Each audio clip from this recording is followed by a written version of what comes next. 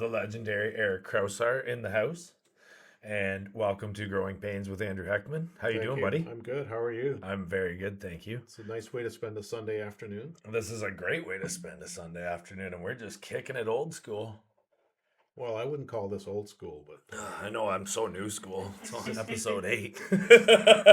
this whole technology thing is pretty new. It is. It is. You having fun so far? Well, we're starting, yeah. Yeah, there we go. There we go. So, what brings you here today? Well, we're going to have a little chat about your system and about a book that I wrote, and yeah, take it from there. That sounds good to me, buddy. Yes, this is great. And what is the book? Tell us about the book. It's a book called Tame Your Home. It is comparable to an owner's manual. When you get a car, you get a user's manual or an owner's manual, a maintenance manual, whatever they call it, how it works and how to maintain and how to do repairs. And I wrote a book like that for a house because I'm not sure that there's anything else like that That is published. that's an excellent reason. And it's it's a nice small 130 pages full of information that people can use to maintain and to take care of their houses, to avoid breakdowns and to keep it in good operating condition. I have been going through it myself, and it has a load of awesome information in it. I was like loving all the different chapters, all the breakdowns.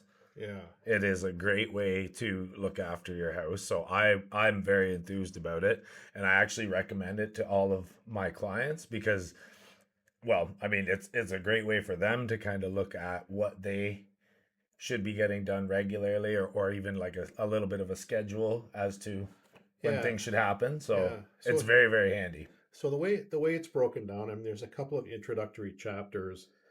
There's some on personal safety and guidelines about what the purpose of the house is. There's a little bit of a discussion about how construction developed Hmm.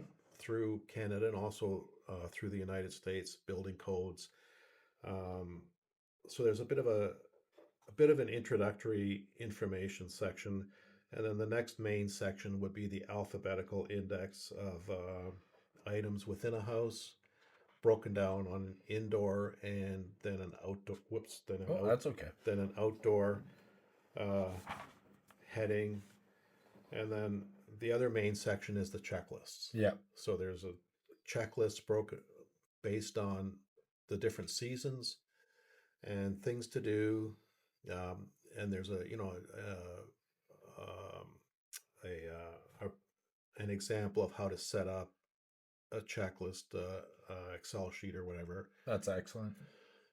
so that you can write in each month things to look after. And if you do that and if you maintain it, it'll help you to keep the house operating well. I don't know if you find when things break down, it usually happens at the worst time. Absolutely. I always say you never lose your snowblower in the middle of summer, No, right? so that That's if your house, if you got people coming to visit, or if you're going away on a yep. trip, that's when something major breaks down, and you Oh have man. to change your schedule. So this helps you to control the timing of repairs, replacements, and also to defer it. So if you maintain some of the things properly in the house, they won't break down as often or at all. And yeah, so that following the checklists will help you to learn to know your house better and to keep it operating. I love it. I think that I want you to walk around my house with me and kind of show me some things that you think I should do because I was kind of looking at it after I went through the book and I was like, yep, I see exactly why he wrote this book. Well, It's like things you don't even necessarily think about until somebody says, "Hey, have you checked the caulking on your windows recently?" yeah, And, and I like, there's things like just little things like that all over. Eaves trough, roof maintenance, everything. Like, yeah. so there's things on the outside like the caulking. There's a lot of discussion about landscaping. Um, so I guess one of the main items that are repeated over and over again are references to moisture control, Yes. control of water inside the house, outside the house, and there's an explanation of, humidity, and then there's an explanation of what's called relative humidity, why it matters, and how to control the amount of moisture that you have inside the house and also in the ground outside to limit penetration into your basement or whatever Yeah. it is. But Yeah. having an understanding of what moisture does to your furniture, to linens, materials, to things in and your comfort level, and also your health. Yep. Um, Maintaining the house in a good, efficient operating way not only gives you a higher level of comfort, but it's also good for your health. Absolutely. You know. Yeah, well, you can. I mean, yeah, you can always see too much moisture in a house certainly starts to cause damage like immediately. Yeah, You can see it. yeah, It does not take long at all to fester. yeah. So I was trying to provide a lot of information so that people can get comfortable with setting goals for controlling things like that. Well, it's the biggest. It's the biggest investment of your life, so you better look after it. It is, yeah. It's. I think this is absolutely great book. It's a great piece of. There's so much info in it. It's absolutely loaded. So, when did you get your start in construction? How long have you been doing all of this stuff and mastering it all? Well, there's um, a variety of different kinds of history there. I'm an old guy, been around for a while, so we've Hardly. had so we've had you know we've had a number of different properties, Yep. and I learned a lot, country properties and properties in the city. I learned a lot about how they work and how they function and how to take care of them. And then I had a residential home construction company for a while, so I learned a lot Yep. through that. And with that company, we developed a manual that we gave to home buyers, and that was sort of the base that I used to start writing this book. Mm-hmm. And I had updated it over time. I went through many different editions. Uh, one of the first feedbacks I got when I wrote the first edition was I gave it to somebody, and they looked at it, read it, and said to me, it sounds like it's been written by a lawyer. Which, How'd that happen? well, That's another story. that's But my that's my background, and yes, yes, so I re-edited, I rewrote it several times. I took a number of years to write this book, good. and so I wanted to make it easy reading, but easy to understand and easy to look something up, easy to Perfect. reference headings or subjects that somebody might be looking for. I wanted to make it convenient, something that somebody can use over many years, Mm-hmm. um, and just do a quick reference when they have a question about Yeah.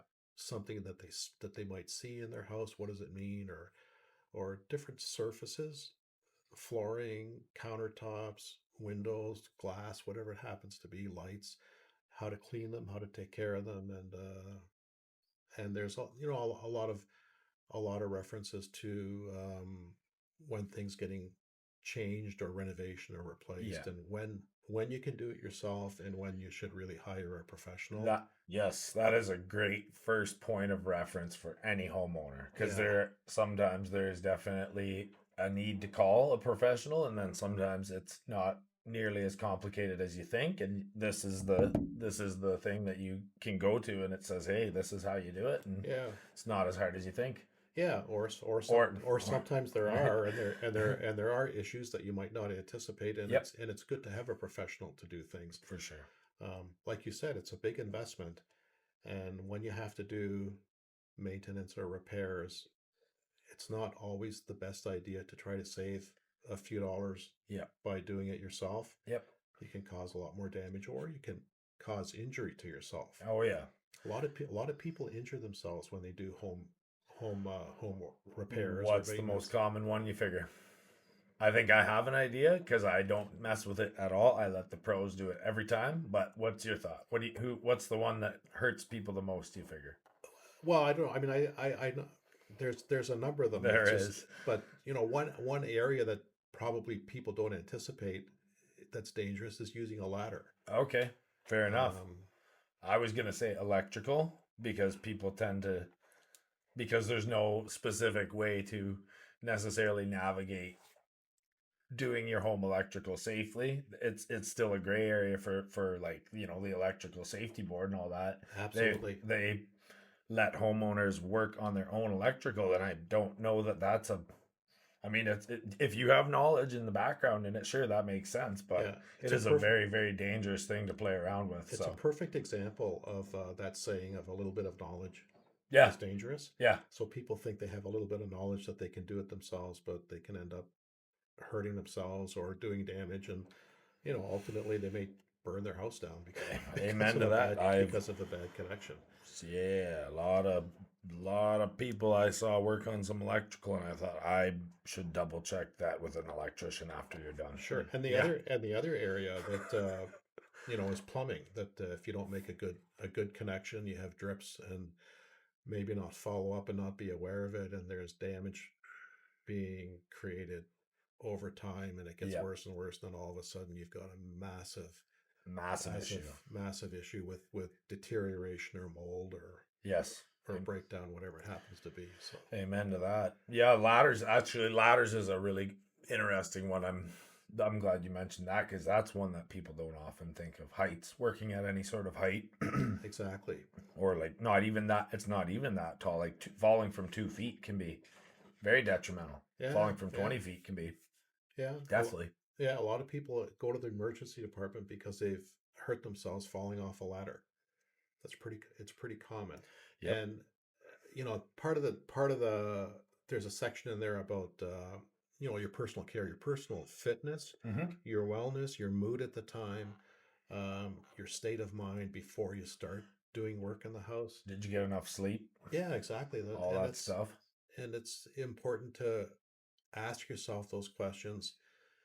And when you're doing some kind of a meaningful or significant work or repair, is to go through in your mind, to visualize each step, look for potential problem areas, look for the potential outcome, and do it in an orderly way instead of just rushing in and starting without much mental or mental preparation, or having all the equipment ready Yep. that you're going to need. Very well said. That's very well said. I couldn't agree more. Yeah, you definitely want to go into any sort of renovation with while doing it wholeheartedly, because I've seen too many renovations happen where the people that were doing it kind of lost oomph halfway through, and you got to come in and figure out where they were at Yeah, and clean up the mess. So it's always good to just take stock of what it is you're actually trying to accomplish with each and every action throughout the house. And yeah, yeah, yeah. And do an objective evaluation. Am I willing to do this, to put in all the time that's necessary? Am I capable of doing it? yep, yep. So Yeah, I mean, honestly, I see why some people would prefer to hire a home maintenance person because if you have a big enough house, it can almost be a full time job. There's a lot, especially as the house ages more and more. Like mine is a perfect example of a what you would say somewhat larger house, but because of the nooks and crannies and the valleys and the old meeting the new and the mhm. the constant upkeep of like, is the caulking letting go, is the window needing replacement, is the roof Yeah, gonna leak this winter. There's all kinds of stuff that you have to start to take into consideration, and as the years go by, you're like, whoa, sure, we better get after this quicker. It's gonna get after us, and then sure. And then you distinguish between the things that are necessary that have to get done. yeah, What the time frame is going to be. How much time do you have to get that done? And then there's the things that you do because you want to do it for visual or comfort or whatever other reasons. yep, yep. My brother just finished his whole first floor renovation of his house, and it was a massive undertaking. And Yeah, he just that was it. He just cleared the schedule for like 3-4 weeks, and yeah, just went at it real hard. Him and his girlfriend, and it was amazing. So yeah. yeah. So they were committed to allocating the Oh time yeah. that was going to be He's necessary to yes. do it, Yes. and they got it done, and that's good. Yeah, Yes. Yeah. Well, he's an absolutely amazing renovator and a complete workhorse. So he had all the, he had all the material allocated. Everything was in his shop, acclimatized. He knew exactly square footage on everything he needed. He knew what parts he was going to rip out, what parts he was going to keep. He's a very organized kind of guy, and he got right down to it. And 3 weeks later, he sent us the before and after Yeah. pics, and I was like, "All right, go for it." Yeah. Only trouble was we wanted to have a little vacation with him, but he was like, "No." Yeah. Well, that's good. That's good. Stay away. I'm doing a reno. I'm like, all right, fair enough. So we have, for example, in the back part of the book, the checklists. Yeah, They're broken down by season. So, for example, that's wonderful. there's fall and winter. So there's, I don't know, some 30 or 40 items on the list I'm gonna get that are that. broken down between inside and outside things. Um, Not every one of them is going to apply to everybody, and some people will have features or circumstances in their house that Mhm. maybe might not be included in here. But Yep.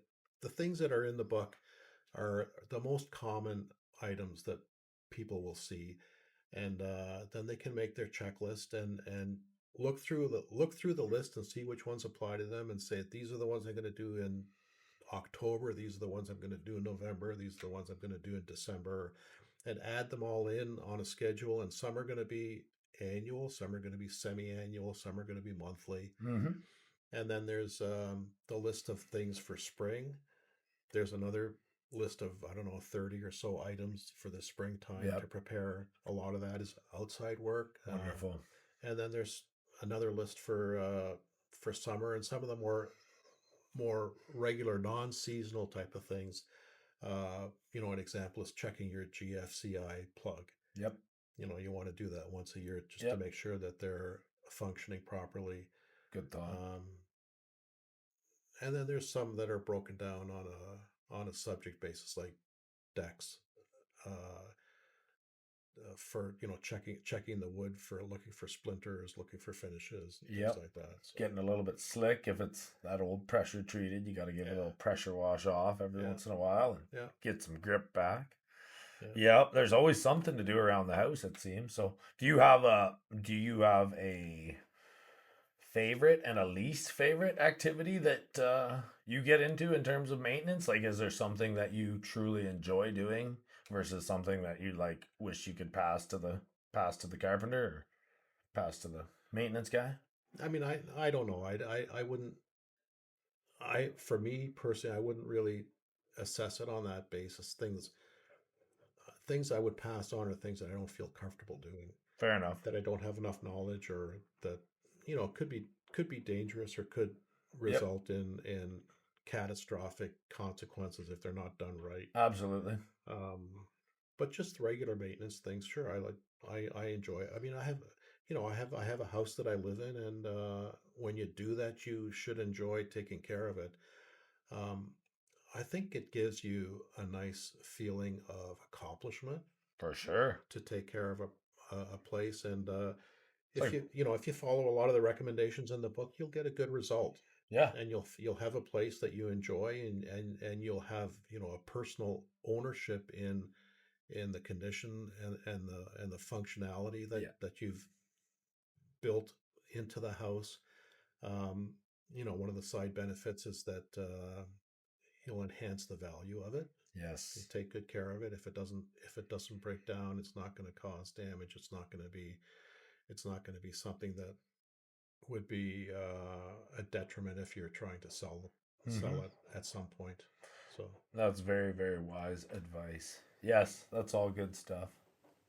yeah, Oh, yeah, there's so much to unpack with what you just said. I mean, it's kind of like when you clean your car, for instance, and then you take it out for a drive and everybody's looking at it, it's nice and shiny and everybody's smiling because they're happy to see you in your clean car. I feel like it's that sense of satisfaction, except for you're right in it and you're like, all right, I did all this. I cleaned it up. I made it proper. I swept up, I raked up, all the stuff you got to do, and then you sit back and you're like, all it right, this feels is my palace. it feels as good as it does when you get a brand new car. That is exactly right. Yeah, You and spend the spend a bit of time cleaning up, taking care, and finding things that need a little bit more attention, and then you go in it and you say, "Boy, I feel good in this car. I like it. It absolutely. feels like a new car again."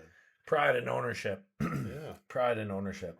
and you'll get that feeling with your house too. So Um, I have a couple questions that came in from our listeners, and I was going to ask you a few of them, if that's okay with yeah, you. sure. We kind of scour through our comments, and when people know there's a guest coming, we tend to let them have the floor for a moment. So one of the ones that I saw that I really loved was, in all your work, what was the most common issue, and what issue was most easily preventable? If I guess it's a two-part question, so take your time and yeah. What do you got?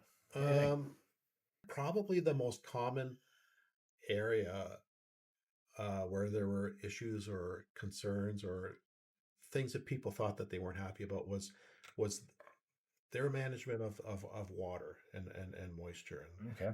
And they, like, for example, leaving water sit on a countertop, and particularly if it's a laminate type of countertop, it seeps in through the gap, and it causes swelling, and they often think it's kind of a defect in the product, but it's just a simple matter of cleaning water off and not letting it accumulate, not letting it sit. Yeah. um, Having too high a moisture content in the air um, causes an element of discomfort and a smell, a bit of an odor, Yep. Musty. A little musty. musty, and it's a simple solution to address that just by turning on the exhaust fan. Mm-hmm. But they don't want to turn on the exhaust fan because they think they're going to be losing heat to particularly in the wintertime when the Yep. windows aren't open. Yep. They think they're going to be losing heat, but there's such a little amount of heat that's being lost that way, and such a significant improvement in the quality of air just by Yes. letting the exhaust fan run for 5 or 10 minutes. Yep. It takes a lot of the moisture out of the air. It takes contaminants out of the air, and then when you open the door, when somebody comes in or out, fresh air comes in, and it's just a simple improvement like that, Yeah. that you're not even necessarily thinking consciously of it as a maintenance item, but it has that effect. So, you know, control the moisture, get it within a certain range of moisture content. Usually around 50% relative humidity, which Yep. is explained in the book as well. That yes, I mean that's honestly one of the reasons why I was so happy to get my grow rooms out of the house, because they pack in so much humidity, and it Yeah, is a constant battle between your grow room running properly and your house running properly. yeah, So I was more than happy when I was able to finally say, let's get all of this stuff packed up. We got a new space for it out in the shop, and yeah, just because of that feature alone, right? You can just feel the moisture coming out of the grow tent, and it's not what it's supposed to be. It makes the rest of the house feel and smell a little musty, right? Like that yeah. old basement. So when you have too much moisture, the moisture is absorbed Everything. by Yep. furniture, Yep. by your couch, by the cloth, by your clothes, by the carpet, by the flooring, and by the drywall, the Drywall, big walls, time. and Starts to peel and the tape. it causes it to break down that much more quickly. Yeah. So Yeah. it's a it's an item that it's good to understand that you have a goal for certain moisture content within in the air within the house, and to control that. Yeah. It's a simple thing to do. To take those steps. For example, turning on the exhaust fan. Um, the cost benefit is far more weight in terms of benefit than the little bit of heat that you're going to lose Yeah. from having the air go out. So Yeah, absolutely. Yeah, I mean that is, and it is super easily preventable too. And I dare say, in conjunction with a dehumidifier, like say in your basement or the musty areas of your house, I also find like house plants help keep things nice and fresh too. Do you have any house plants around the house that you enjoy? And yeah, yeah, we do. Um, the dehumidifier is interesting too. That's something that we've used for years and years in our house. When it comes to springtime and through the summer, I have a dehumidifier running in the basement yep, all the time, yep, and that helps to control the moisture content in the house. And when it starts to get humid outside, it helps to control that. But it's something that people don't. gets overlooked. or that they don't necessarily think about, or Absolutely. they don't think that they will benefit from it until they actually try it. Once you actually try it and you have the dehumidifier, say, running in the basement, the air throughout the whole house is that much more comfortable. Couldn't agree with you more. Yeah, and it's not the air conditioner itself that controls humidity.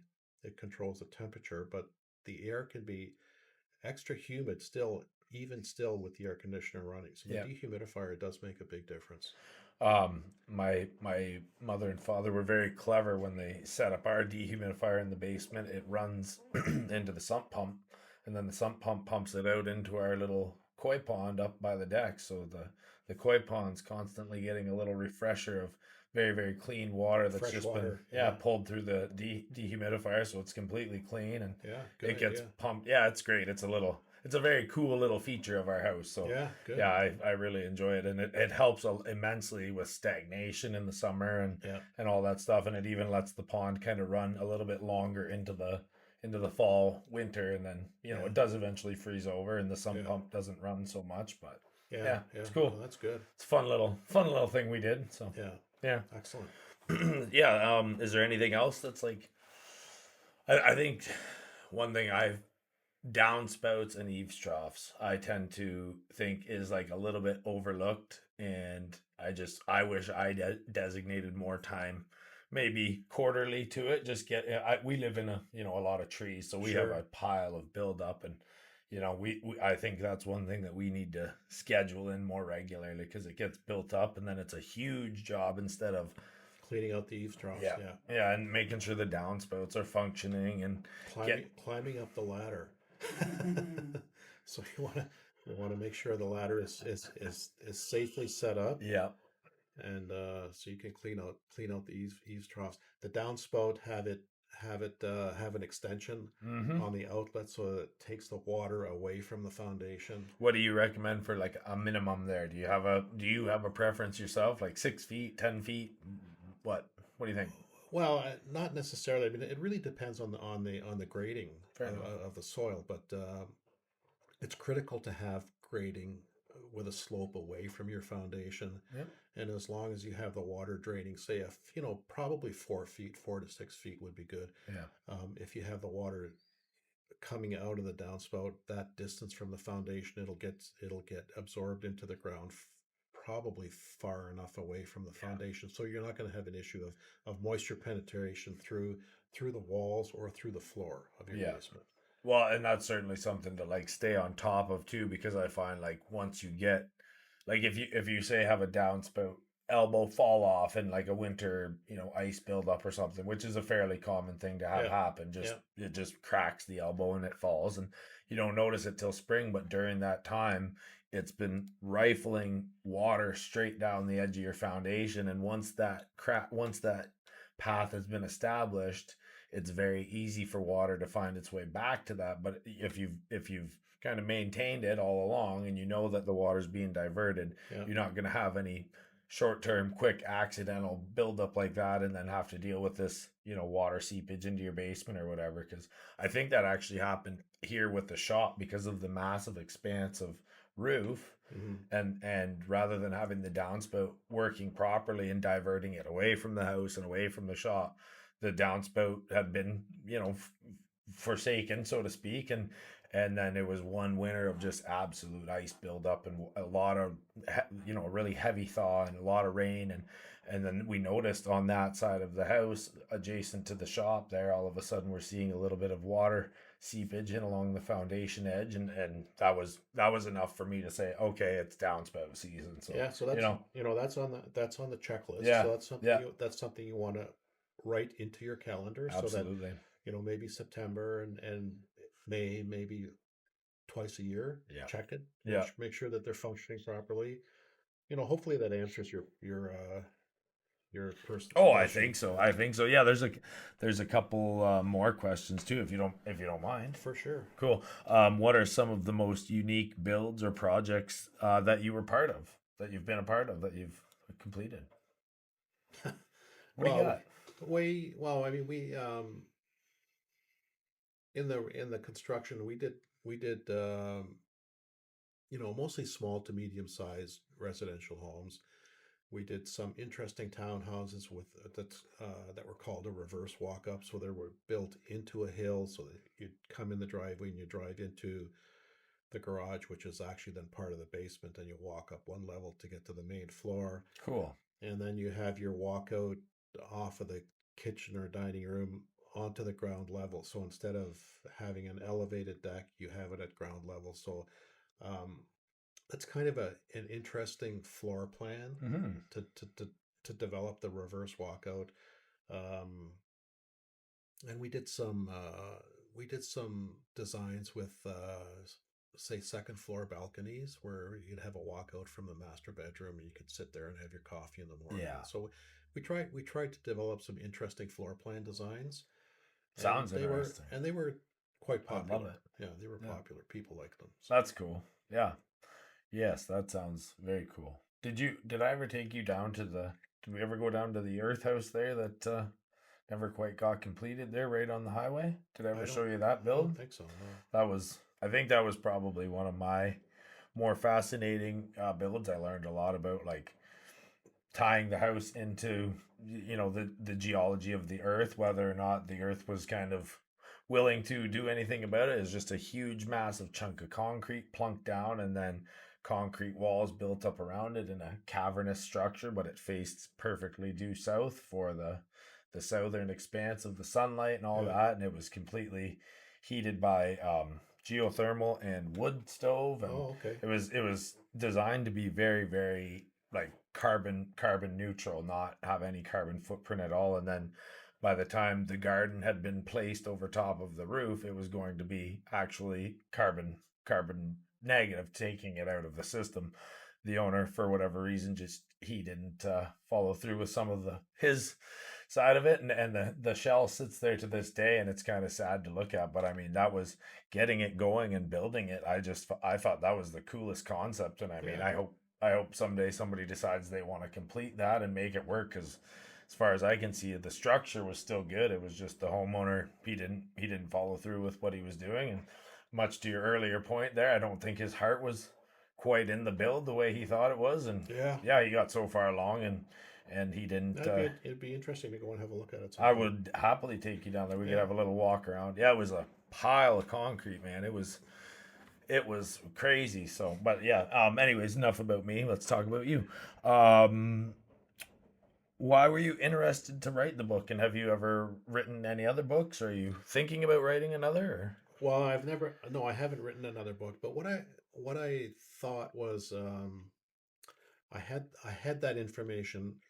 Like I said, when we had the construction company, we had a manual that had a lot of the Yeah. information, a lot of the headings, subject matters already addressed, not as extensively as we have in this book.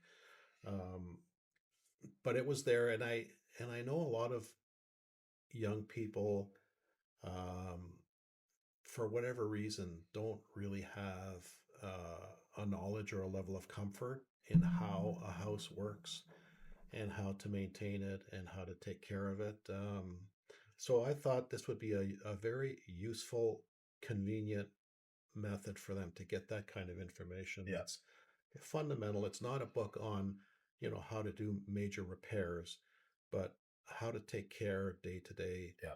um, to stop breakdowns and to make the house more comfortable and healthier to live in. That's So that's very that's a great reason. I love it. I think yeah. that's a great reason to write that book. So yeah. Is there anything else that you're super passionate about? Are you, besides home maintenance and book writing, what else do you like to do for fun? Personally, You. well, This is all about you, oh, baby. okay. Yeah. Well, I mean, I've had a number of different things that I've participated in. Musically, I play a violin. I've played in orchestras, Amazing. and we've had it's a a non-professional amateur, but it's an orchestra that I played with for a number of years. I'm not involved in it right now, and I've done martial arts for a long time. Tell us about that. I know I had someone wanting me to ask you about your martial arts, so Uh, let's China, tell her all about it. So Chinese kung fu, that I've been involved with it for many years. I did my black sash test 30 years ago, Wow. and I've been teaching a regular class since then, and I thoroughly enjoy doing that. Yeah. Um, just yesterday, for example, at our school, we have a grading, which is a testing Mhm. coming up. It's at advanced level. We have a number of people going for their black sash, a number of people going for their brown. Um, most of them are teenagers, believe it or not. Wow. They've been there since they were kids, Very dedicated. and so we had a 4 hour preliminary preparation class just yesterday Amazing. that I've been doing that for many years. Helping them get ready for their grading. The grading itself is probably going to be 6 or 7 hours long. What would that 4 hours have looked like? Was it like It's just pretty just pretty routine pretty or intensive. yeah? Okay. So part of it is to review their knowledge of the curriculum, and give some helpful suggestions for improving maybe things they're not quite clear on, or performance might not be quite up to the level that it could be. And also, so there's the second part is to give them a good cardio workout, because one of the challenges for the grading like that is endurance, Okay. that they have to be able to persevere through and get to the finish. And Six, 7 hours nonstop for the grading, or do you stop for lunch or no, there's no no stopping for stopping? lunch. I mean, you're not necessarily on the floor performing all the Right. time, because different people will be performing at different times. So you'll have little periods of time when you're not moving, but it's pretty intensive. It's physically challenging. It's emotionally challenging as For well. sure. So you have to get Sounds you have to get emotionally prepared for it. So cool. so we did that, and it's something I've enjoyed for a long time. So That, yes, I would love to talk to you more about that as sure, well. But yeah. yeah, so I mean, back to the book. Where can we find the book, and where's it available? We have a website that's called www.tameyourhome.com. Beautiful. We'll make sure to put that link up in the description so everybody can And find it I think easy. I think on the website there are links to different sources that you can order it from. I know one, for example, is through the publisher Friesen Press, which is a publisher that helps um, people who write their own books Yep. get published, and they've been great, helping me to get this completed. Cool. And it's also available on Amazon. Nice. All right. We'll Uh, make sure to share all of those links for you yeah, and yeah, get the word out there so everybody can find this awesome book. yeah, It's an amazing resource. yeah. Are you is there going to be a volume 2? Are you going to do any revisions? What are you thinking for the future of Well, the book and yourself? I think probably at some point probably after a couple of years, I'll do an update. There's new things being developed all Oh the yeah. time. Different kinds of heating systems um, that are being developed, and Always new materials coming yeah, out for new construct siding new and construction materials, new types of housing. yeah. So yeah, there'll probably be enough new information within a few years to write a version 2, Yeah. or an addition to, Yeah. whatever the name of it is. Whatever you decide. Yeah. Yeah, that's awesome. That's awesome. Well, do you have anything else that you want to add in for our guests here? Anything you want Well, to? I think we've given them enough Yeah, to for sure, to for start with, sure. and maybe if there's any questions, people could follow up with questions, and we'll Absolutely. try to get answers for them. And Yeah. Yeah, we'll make sure to post all the links, get everybody all the info they need so yeah, they can find the book and we can make it happen. So yeah, it's an excellent, absolutely amazing resource and I recommend it. I'm into it myself. So and I good. mean I'm a seasoned carpenter, so I'm still picking up little tidbits that I ought to be looking at for my own place. So Yeah, there's a lot of information there that not everybody knows everything, so it'll be useful. yes, this is a very good book. So Yeah, thank you good. for coming out today and sitting here with me and chatting about the book. This has been very, very enlightening. So Yeah, it's been a pleasure. yeah, Thanks. absolutely. Come back and we'll do it again sometime Okay, sounds good. and check in again. Sounds good. Right on. Okay. Cool. Thanks, everybody.